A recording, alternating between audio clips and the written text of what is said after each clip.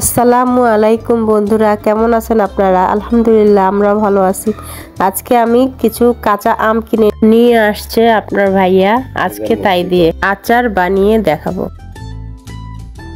প্রথমে আমি আমগুলোকে একটি পাত্রে নিয়ে নিলাম। এখন সেই আমগুলোকে কচলে কচলে সব ধুয়ে নেব। ধুয়ে নেওয়ার পর এখন সেগুলোকে আমি পিলার দিয়ে ছিলে নেব। এইভাবে ধীরে ধীরে ছিলতে হবে যেন সবুজ অংশ না থাকে, হাত যেন না কাটে, সেজন্য তাড়াহুড়ো করা যাবে না। রেসিপিটি যদি ভালো লাগে আপনাদের, তাহলে আপনারা লাইক, কমেন্ট ও শেয়ার করে পাশে থাকবেন। এই তো একটা ছিলা হয়ে গেল আমার। এভাবে আমি সব আমগুলোকে ছিলে নেব। এবার আমি একটি সবজি কাটার নেব। সবজি কাটারের চিকন অংশ দিয়ে এই আমগুলোকে কুচি কুচি করে কেটে নেব। এখান থেকে আমি 2টি আম নিয়ে এখন আমের ঝুরি চাটনি তৈরি করে দেখাবো। এখন আম দুটোকে আমি কুচি করে নিচ্ছি। ঠিক এইভাবে সবগুলো আমকে আমি কুচি করে নেব। সবগুলো আম কুচি করে নেওয়া হয়ে গেছে। আটি দুটোকে ফেলে দিলাম। এখন বাকি আমগুলোকে আমি লবণ দিয়ে মেখে 15 মিনিটের মতো রেখে দেব। 15 মিনিট পর আমগুলোকে আমি পানি দিয়ে ধুয়ে নেব। এই পানিগুলো আমরা না ফেলে পরিমাণ মতো চিনি মিশিয়ে শরবত বানিয়ে খেতে পারি। এবার ছাঁকনির সাহায্যে সেই পানিগুলোকে ঝরিয়ে নেব। পানি ঝরতে দিয়ে একটি কড়াইয়ে আমি 1 কাপ পরিমাণ চিনি দিয়ে দিলাম। 2টি আমের জন্য 1 কাপ চিনি যথেষ্ট।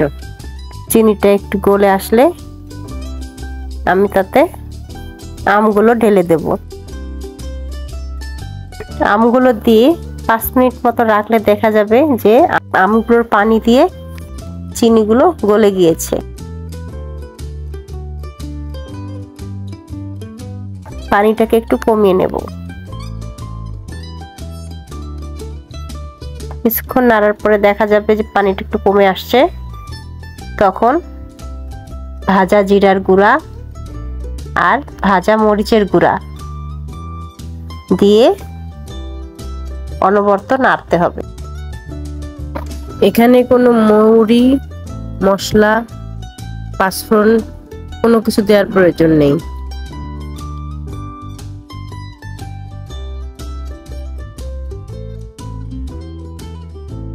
অনবরত নাড়তে হবে, কারণ নিচে যেন লেগে না যায়, এই কারণে।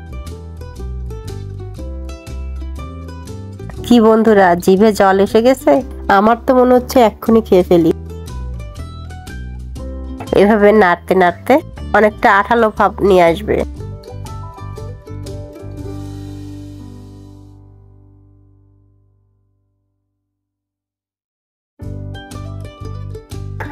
এখনো কিন্তু হয়নি, দেখেন পড়ে যাচ্ছে। যখন দেখবেন চামচ থেকে পড়ে যাচ্ছে না, ঠিক সেই মুহূর্তে মনে করবেন যে হয়ে গেছে। দেখেন লেগে লেগে আসতেছে। প্রায় শেষের দিকে আচার তৈরি আমার। একেবারে তেল ছাড়া চাটনি তৈরি হয়ে গেল। কেমন লাগলো জানাবেন অবশ্যই। এবার আমি চাটনিগুলোকে একটা পিরিচে তুলে নেব। এই তো কমপ্লিট হয়ে গেছে আমার চাটনি। চাটনি নিয়ে কাড়াকাড়ি শুরু হয়ে গেছে। সবাই বলে আমি খাবো, ওকে বলে আমি খাবো। এই চাটনি রান্না করার পরে সঙ্গে সঙ্গে শেষ হয়ে গেছে। ফেসবুক থেকে দেখলে ফলো দিয়ে দিবেন। আর আমার ইউটিউব চ্যানেল আছে আরফিন বিডি, সেখানেও আপনারা ঘুরে আসতে পারেন। ইউটিউব চ্যানেলে সাবস্ক্রাইব করে দিন, পাশে থাকবেন। সবাই ভালো থাকবেন। আসসালামু আলাইকুম, আল্লাহ হাফেজ।